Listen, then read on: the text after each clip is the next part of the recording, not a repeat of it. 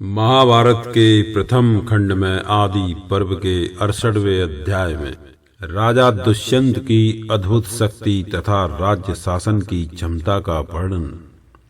जन्मेजय बोले, ब्राह्मण, मैंने आपके मुख से देवता, दानव, राक्षस, गंधर्व तथा अप्सराओं के अंशावतरण का वर्णन अच्छी तरह सुन लिया।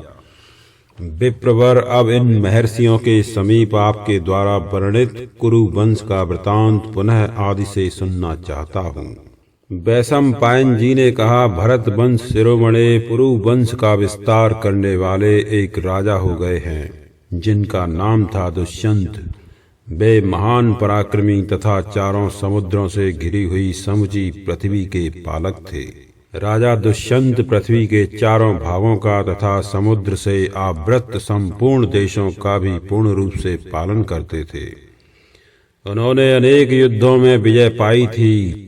रत्नाकर समुद्र तक फैले हुए चारों वर्ण के लोगों से भरे पूरे तथा म्लेच्छ देश की सीमा से मिले जुले संपूर्ण भूभागों का वे शत्रु मर्दन नरेश अकेले ही शासन तथा संरक्षण करते थे। उस राजा के शासन काल में कोई मनुष्य वर्ण संकर संतान उत्पन्न नहीं करता था। पृथ्वी बिना जोते बोए ही अनाज पैदा करती थी और सारी भूमि ही रत्नों की खान बनी हुई थी। इसलिए कोई भी खेती करने या रत्नों की खान का पता लगाने की चेष्टा नहीं करता था। पाप करने वाला तो उस राज्य में कोई था ही नहीं। नर श्रेष्ठ सभी लोग धर्म में अनुराग रखते थे और उसी का सेवन करते थे। अतः धर्म और अर्थ दोनों ही उन्हें स्वतः प्राप्त हो जाते थे।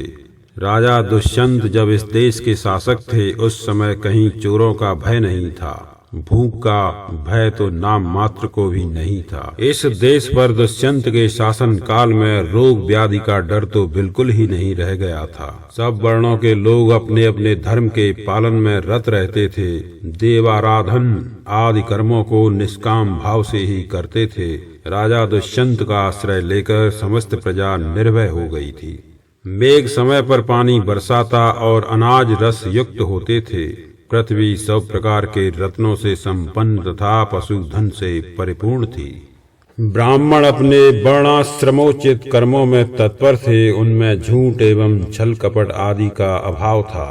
राजा दुष्यंत स्वयं भी नवयुवक थे। उनका शरीर वज्र के सदृश दृढ़ था। वे अद्भुत एवं महान पराक्रम से संपन्न थे। वे अपने दोनों हाथों द्वारा उपवनों और काननों सहित मंदरांचल को उठाकर ले जाने की शक्ति रखते थे।